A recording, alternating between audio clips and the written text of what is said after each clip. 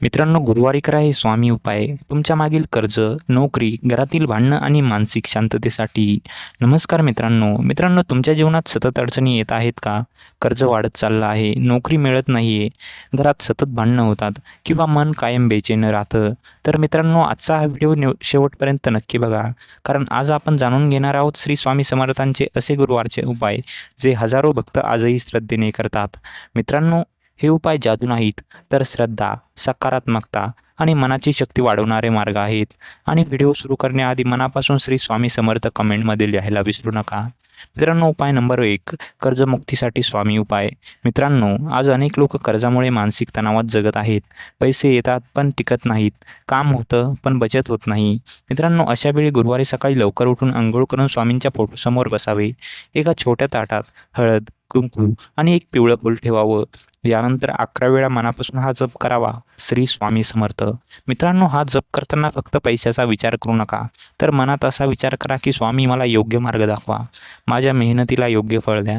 मित्रांनो, यानंतर शक्य असेल तर एखाद्या गरजू व्यक्तीला अन्नदान करा, कारण स्वामींच्या मार्गात दान आणि सेवा खूप महत्त्वाची मानली जाते.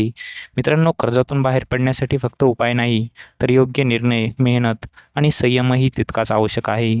मित्रांनो, आता उपाय नंबर 2, नोकरी आणि करिअरसाठी उपाय. मित्रांनो, आजकाल अनेक तरुण आज नोकरीच्या तणावात आहेत. इंटरव्ह्यू होतात पण सिलेक्शन होत नाही. आधी कॉन्फिडन्स कमी पडतो, तर कधी नशीब साथ देत नाही. अशा वेळी गुरुवारी स्वामींच्या मंदिरात जाऊन फक्त 5 मिनिटे शांत बसा. मोबाईल नाही, गप्पा नाही, फक्त शांतता.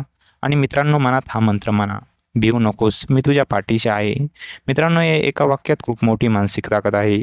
कारण अनेक वेळा आपल्याला पैशापेक्षा जास्त गरज असते ती आत्मविश्वासाची.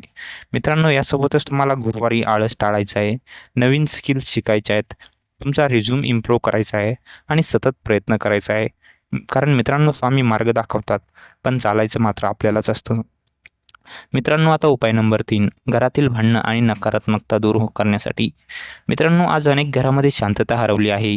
छोट्या छोट्या गोष्टीवरून वाद होतात, घरात निगेटिव्हिटी जाणवते. अशा वेळी गुरुवारी संध्याकाळी घरात दिवा लावून स्वामींचा नामजप करावा. मित्रांनो, पूर्ण कुटुंबाने एकत्र बसून 10 मिनिटे श्री स्वामी समर्थ हा जप करावा.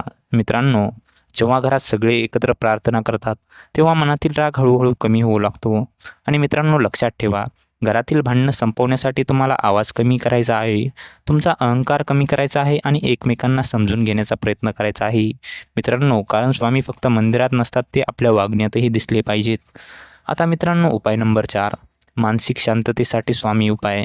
मित्रांनो, आज सर्वात मोठी समस्या आहे मनाची अस्वस्थता. बाहेरून सगळं ठीक दिसतं पण आतून मन तुटलेलं असतं.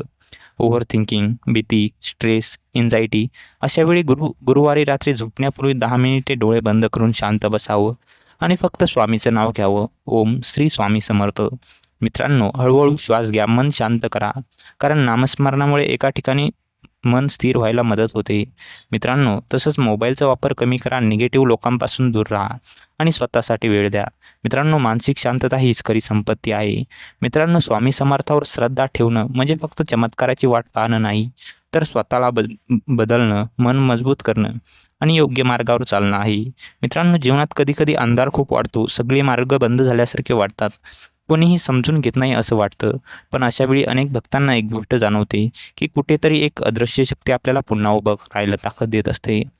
मित्रांनो, स्वामी प्रत्येक समस्या एका क्षणात दूर करतील असं नाही, पण त्या समस्याशी लढण्याची हिंमत मात्र नक्की देतात. म्हणूनच मित्रांनो, लाखो लोक आजही मनापासून म्हणतात, भिवू नकोस, मी तुझ्या पाठीशी आहे.